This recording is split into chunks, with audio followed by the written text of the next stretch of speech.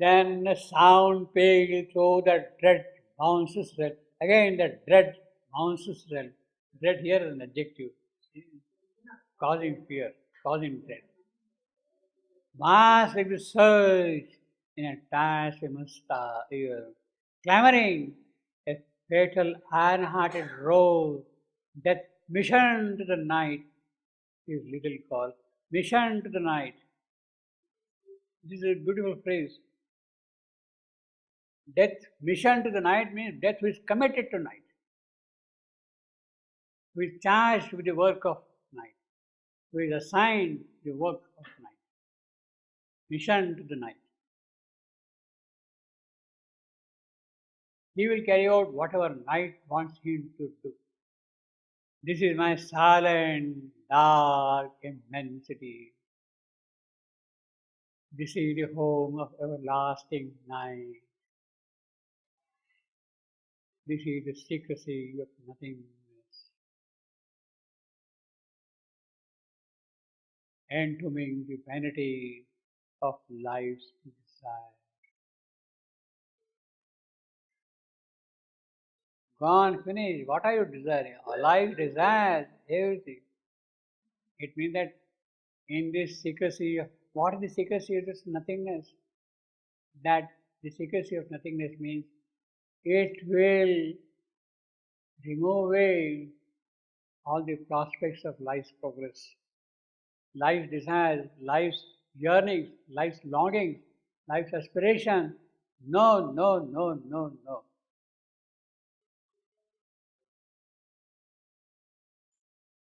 That is the secrecy of the nothingness. All progress, all future spiritual possibilities into mid zero, ciphered, finished, gone. Well, I mean now he is making the proclamation. See how the whole thing is built up beautifully, the entire scene. About 100 lines, he has narrated the whole sequence of the operation. Clamoring, the fatal-hearted road. Now, from here, from this point onward, the debate begins. But before we take up the debate, which we'll do the next time, we'll quickly go through the description which you have in the Mahabharata Savitri, Vyasa Savitri, how the whole thing is narrated. See, this is such elaborate, beautiful description. He has described the whole thing in about 40-50 slokas, roughly 100 lines. But the essence is there. Still, as a narrative, as a story, you can quickly go through what Vyasa has to say about this whole episode, you see.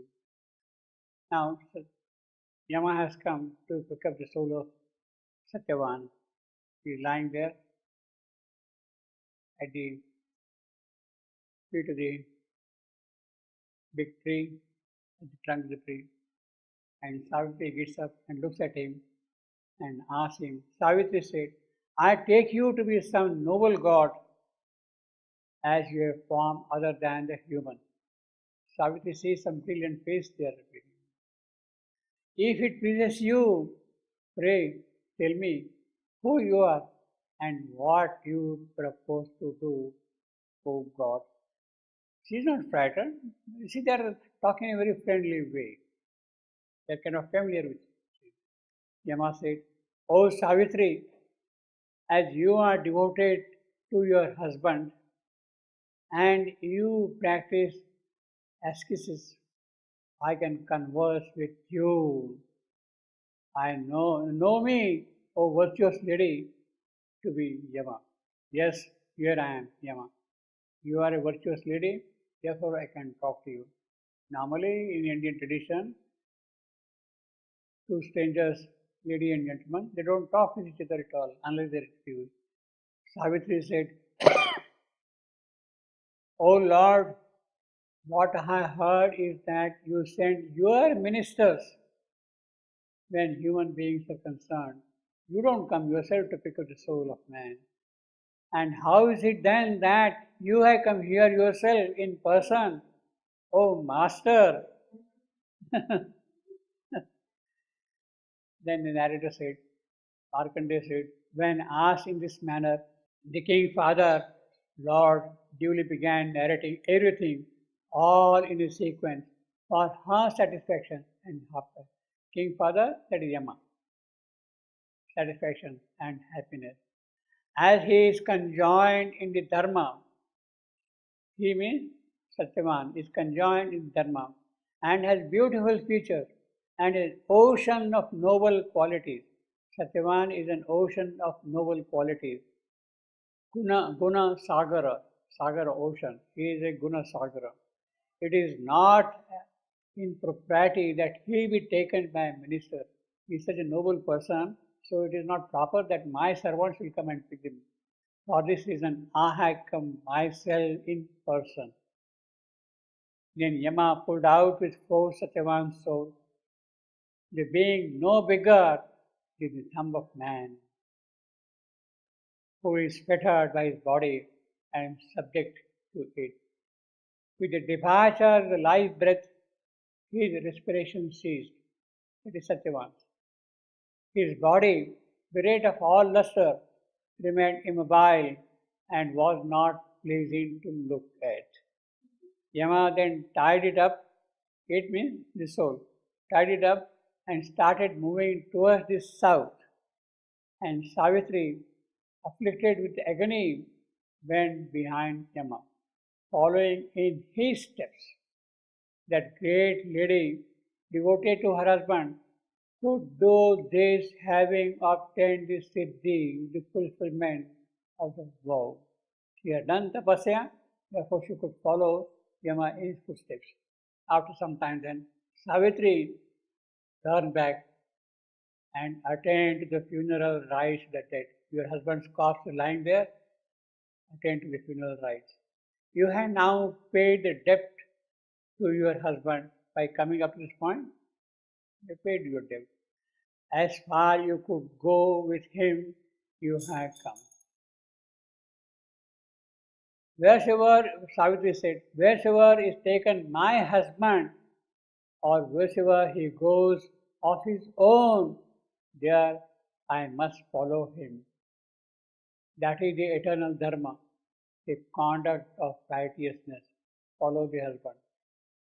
By austerity, devotion to the preceptors, love for the husband, observance for the holy vow, and by your noble grace, there is nothing that my queen can arrest.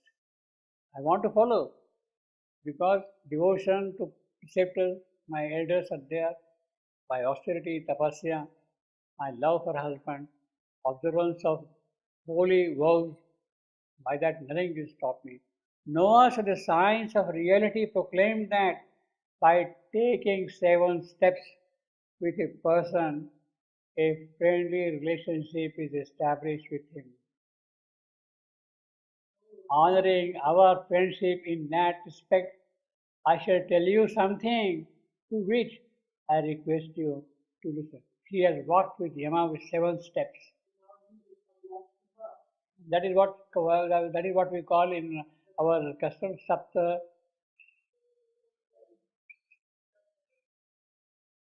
steps, saptapadi, saptapadi, saptapadi.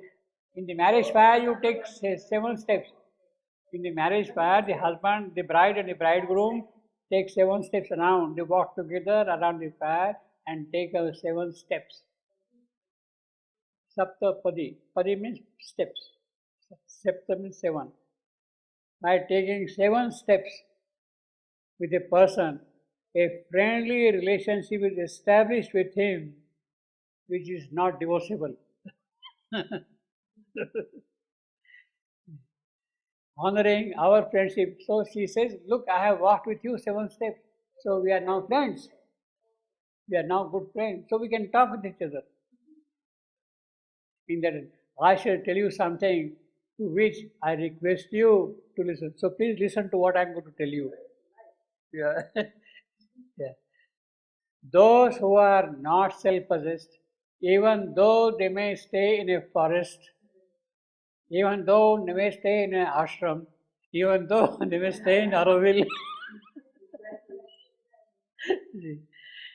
they cannot practice dharma or go with the preceptors or undertake difficult austerities. The wise who know discrimination hold happiness to lie in the dharma alone. In dharma means in the right conduct. Therefore, do the sages give to dharma such preeminence. Dharma means right conduct. Following one's own dharma, approved by those who are established in the truth, one knows the path which takes one to the goal. So it is the upright path which will take you there. Dharma means the path to the right, which will take to the right goal. Who are established in the truth, one knows the path which takes one to goal. Therefore, one should not covet the second or the third or any other person's dharma. I should not follow your dharma, I should not follow your. Each one has his own dharma, his own way of right conduct, depending upon the quality of his soul. You follow the quality of your soul and you'll be always put on the right path. Such is the dharma which the sages hold to be excellent. Yama said, "Oh, unblameable, return now." Yes, we have spoken a lot, we have walked a lot also. In true accent and knowing the letters and making the right use of the words and with proper reasoning that you speak, I am pleased with you. Ask for a boon which I shall grant, but excluding the life of the dead. Sorry, I cannot give the life of Satyavan. You can ask for any of the boon. Because you are a person of righteous conduct, you have spoken correct English, you have spoken grammatical English, your phrases are impeccable, you have spoken Shevando's English, so I am very pleased with that. I grant you a boon. Savitri said, my father-in-law has lost his kingdom and is an exile, abiding in the forest. And he is blind. So she is asking two things, kingdom and blind. I desire that the king may by your grace gain his sight and be mighty and glorious like the fire and the sun. For Yama there is no problem. Yes, I grant. Oh, Yama said, oh unblameable, I grant you the boon you have asked for it and will be so. But I see that by walking a great distance you are exhausted. Return therefore that you may not be more tired by this exertion. Savitri said, how can I be weary or tired when close I am to my husband? Where dwells my husband? Indeed, there I shall be. Wheresoever you will be taking my Lord, I too must go thither. O God sovereign, listen again to what I shall say. So she is going to give me another lesson now. Company with the virtuous, even though for a short while, is a highly cherished occasion. Being in the friendship is said to be greater still. Association with holy person is never fruitless. Therefore, one should always be close to the truthful and virtuous. Yama said, O fair lady, what you have said is most salutary for all and is very agreeable to my mind and is to be held greatly in the increasing of intelligence of the learned. Ask for yet another boon, but not the boon of life of such a one. Savitri said, my wise father-in-law has lost his kingdom and may that come back to the king as before. He is like my preceptor and let him never abandon the dharma. This is the second boon I ask of you. Soon and without difficulty shall the king regain his lost kingdom, and never will he depart from righteousness. O princess, she had become blind, he has now received the right vision. O princess, now what you have desired I have granted to you. Return, therefore, that the journey may not weary you. Savitri said, O ordiner, he is the upholder of the law, great in poise. The law you uphold for the welfare of the creatures. You uphold the law for the welfare of the creatures. And to different worlds to take them according to your wishes. And that is why everywhere you are well known as Yama. Follow the law. But please listen to what I am going to address to you. Not to have malice, not to hurt anyone with thought or with word or with act, but to give away in charity and always show kindness is indeed the dharma of the virtuous. Creatures of this world generally live a short life and are prone to spend away their strength, but the noble and the saintly are friendly and kind in your manner, even to the enemy when he approached them. Yama said, O bright, eminent lady, in the like way a thirsty person becomes happy on getting water. I am so much moved by your words. Therefore, again, but not for the life of Satyavan, ask for another boon that you greatly desire. Savitri said, Sunless is my father, the Lord of the earth, and hence grant to him the fatherhood of 100 sons of his own, that his line may continue to grow. From you, this is the third boon I wish you to get. Yama said, O noble lady, 100 illustrious sons shall be born this way for your father to perpetuate his race. But now, O princess, your wish granted. Return, for quite far you have come on this path here. Savitri said, Close to my husband as I am, this place is not far or remote for me, to me, and my mind can run even faster than this. Therefore, as you proceed, those words which I have already spoken, listen to them again from me. You are the mighty son of Vivasvana. Vivasvana, that is the sun god. And that is why the learned call you Vaivasvata. Vaivasvata means the son of Vivasvana. Vivasvana is the sun god. So Yama is the son of the sun god. To all the creatures you are fair, you uphold the dharma. For that reason, you are, O Lord, also known as Dharmaraj. You are the king of the righteous conduct of life. More than himself does a man put his trust in the sages, and to everyone gives more of his love in particular to them. Only with a good heart can the living beings find trust in another, and hence the sages are particularly trusted by everybody. Yama said, Never have I heard such holy utterances. O well learned and bright lady, in anyone speaking to me, ask for yet another one, the fourth, please that I am, but not the life of the deceased, and from thither return to your place.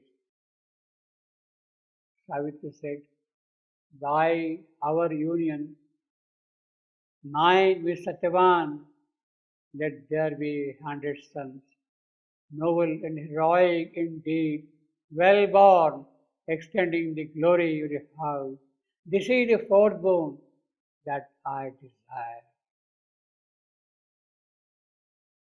Yama said, You shall have O woman, 100 sons, mighty and heroic, who shall gladden your heart. But, O princess, you have come walking a long distance, and therefore now return, that you may not get tired on the way back. O woman, 100 sons you shall have. Now he doesn't say from whom. He says you will have 100 sons. Savitri says, holy people ever abide in the Dharma and do not the sages and do not the sages despair, nor are they afflicted by time. Such a company or fellowship of the pious with the saint is never without rewards or fruit. Never is for them any fear from the saints. By the truth, the saints lead the sun. That is a very prophetic utterance. By the truth, the saints lead the sun. The ascetics, by ascetics, the saints uphold the earth. The past, present, and future find a refuge in the saints. O King, noble person in the midst of the saints, and never any grief.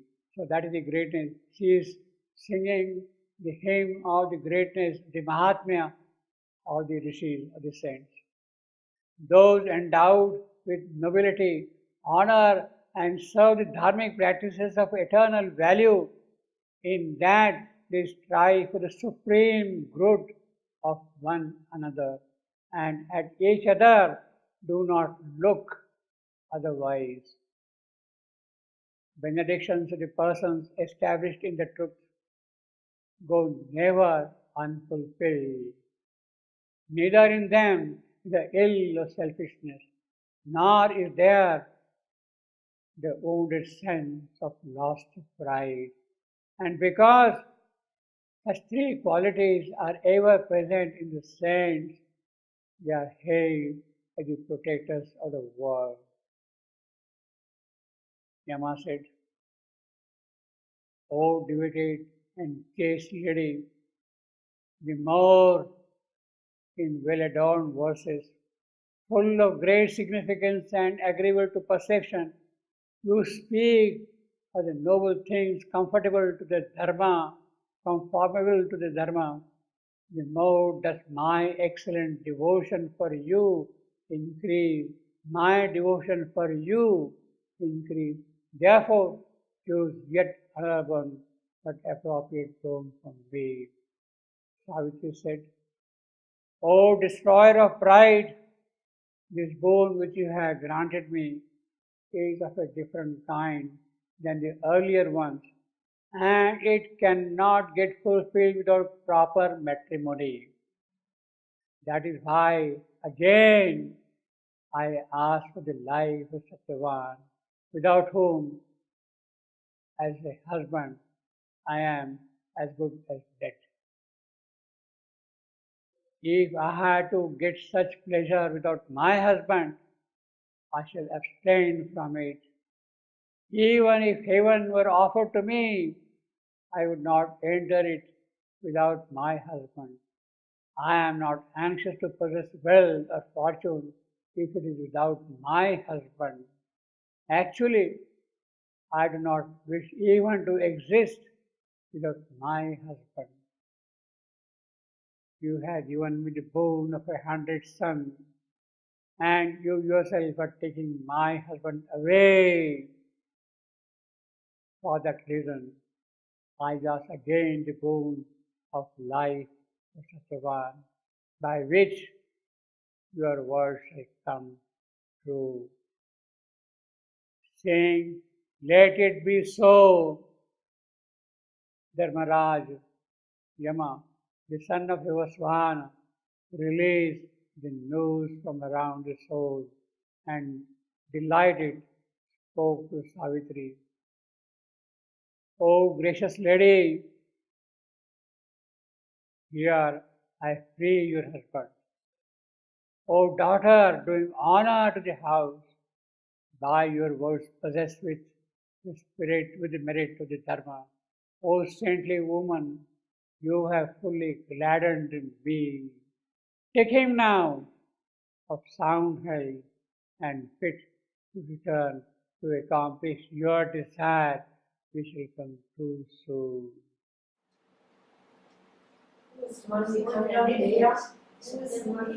Huh?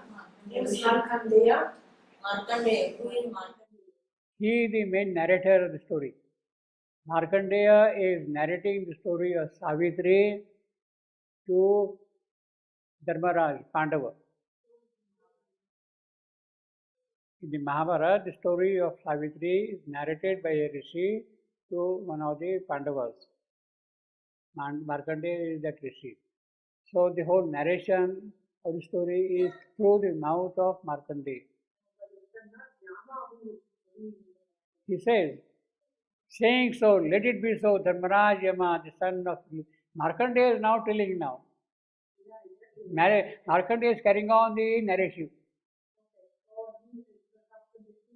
He is carrying on the narrative. Savitri has made her point.